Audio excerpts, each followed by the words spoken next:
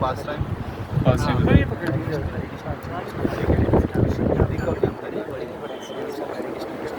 हरे कृष्णा प्रभु। ये पांडुकेश्वर श्री पांडुकेश्वर धाम की जय। पांडु कौन थे?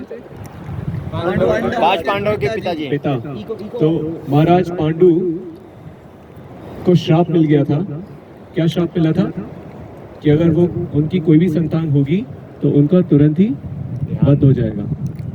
तो उनका राजपाट से पूरा मन उठ गया और वो अपना शेष जीवन अपनी वाइफ कुंती महारानी और माद्री के साथ यहाँ पे तपस्या करने के लिए आ गए।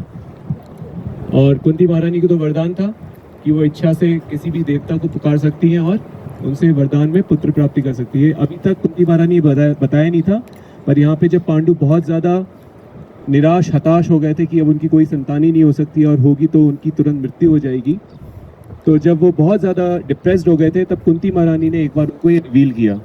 और जब कुंती महारानी रिवील किया तो पांडु ने उन्हें रिक्वेस्ट किया कि हमारे जो ये कुरु वंश है उसमें बहुत ही प्रतापी राजा होने चाहिए, और ऐसे राजा होने के लिए ये पांडु की कैलकुलेशन थी कि एक पुत्र ऐसा होना चाहिए जो सबसे ज़्यादा धर्म का ज्ञानी हो। तो धर्म का ज्ञानी तो स्वयं साक्षात धर्मराज है। तो कुंती महारानी को उन्होंने रिक्वेस्ट किया सबसे पहले तुम धर्मराज को बुलाओ।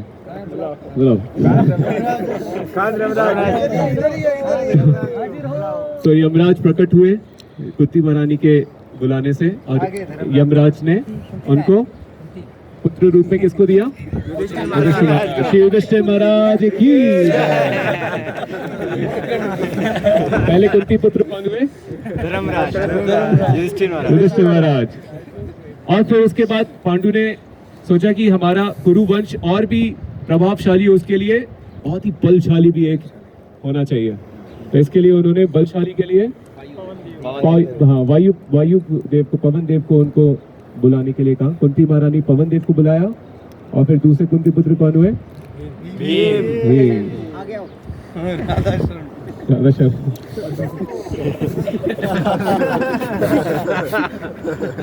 भीम की जय, भीमसेन की जय। और फिर उसके बाद उन्होंने सोचा कि एक इतना स्किलफुल आर्चरर होना चाहिए जो इस संसार के किसी भी, क्योंकि उस टाइम पे जो सबसे श्रेष्ठ योद्धा होते थे वो कौन होते थे? आर्चरर्स होते थे। तो इतना श्रेष्ठ आर्चरर होना चाहिए जिससे श्रेष्ठ कोई ना हो। तो उसके लिए उन्होंने किसको बुलाया? इंद्रदेव को। इंद्रदेव का ध्यान किया कुंती महारानी ने, और फिर यहाँ पे तीसरे कुंती पुत्र का जन्म हुआ। कौन? अर्जुन। भक्त अर्जुन की जय। तो ऐसे यहाँ पे ये किसकी बर्थ प्लेस है? युधिष्ठिर महाराज की, भीम की और अर्जुन की। और फिर माद्री के साथ एक ऐसा योग बना कि पांडु के 2 पुत्र माद्री से हुए, और वो कौन थे? 2 अश्विनी कुमार थे जिनके जो जन्म लेते हैं नकुल और सहदेव के रूप में। नकुल की विशेषता ये थी, जैसे हम पता है युधिष्ठिर महाराज की विशेषता थी कि वो धर्म के ज्ञानी थे, भीम की विशेषता थी बहुत बलशाली थे, और अर्जुन की विशेषता थी बहुत स्किलफुल आर्चरर थे। नकुल की विशेषता थी कि वो सारे जितने भी पशु पक्षी हैं, सारी योनियों की वो आवाज उनसे बातें कर सकते थे और उनको अपना बना सकते थे। और सहदेव की ये विशेषता थी कि उनको सारी औषधियों का ज्ञान था। किसी भी प्रकार की कोई भी रोग या किसी प्रकार की कोई भी अगर किसी को क्षति पहुंची है तो उसके लिए वो तुरंत उसका उपचार करके उसको स्वस्थ कर देते थे। एस्ट्रोलॉजी भी थी ब्रो। एस्ट्रोलॉजी भी थी। जब ये आया था दुर्योधन तो उन्होंने बता दिया कि इस डेट पे स्टार्ट करो तो तुम जीतोगे। कैसे? शायद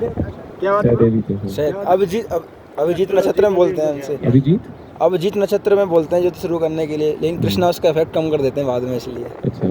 तो वो आशीर्वाद तो केवल कुंती महारानी को था। हाँ, तो फिर अश्विनी नहीं, ये तो भगवान की प्रेरणा थी।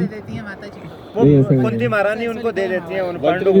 हाँ, वही आह्वान करते हैं, उनका मंत्र देती हैं। तो बाहर लिखा था शादी एक बार में 2 बेटे अश्विनी कुमार दोनों आते हैं। दोनों अश्विनी कुमार क्या शादी ही हुआ था पांडु का। पांडुओं का बाहर लिखा था ना, बाहर लिखा है कुंती महारानी का और पांडु महाराज के लिए मैरिज हुआ। नहीं, विवाह तो बहुत बात आए यहाँ पे। तपस्थली है यहाँ पे। तो यहाँ पे पांडुकेश्वर वो है, शिव जी हैं जिनकी पांडु जो है वो पूजा करते थे और यहाँ पे तपस्या करते थे। पांडवों की बर्थ प्लेस है, और यहाँ पे 5 बद्रियों में से एक बद्री योग ध्यान बद्री भी यहाँ पे उनका टेम्पल है। तो योग ध्यान बद्री की जो लीला है यहाँ के पुजारी बहुत अच्छा सुनाते हैं, तो वहाँ से हम लोग सुनेंगे, ठीक है। और वापस दर्शन के बाद आएंगे यहाँ पे, एक छोटा सा डिस्कशन करेंगे, फिर चलेंगे। कंटिन्यू करेंगे। हरे कृष्ण।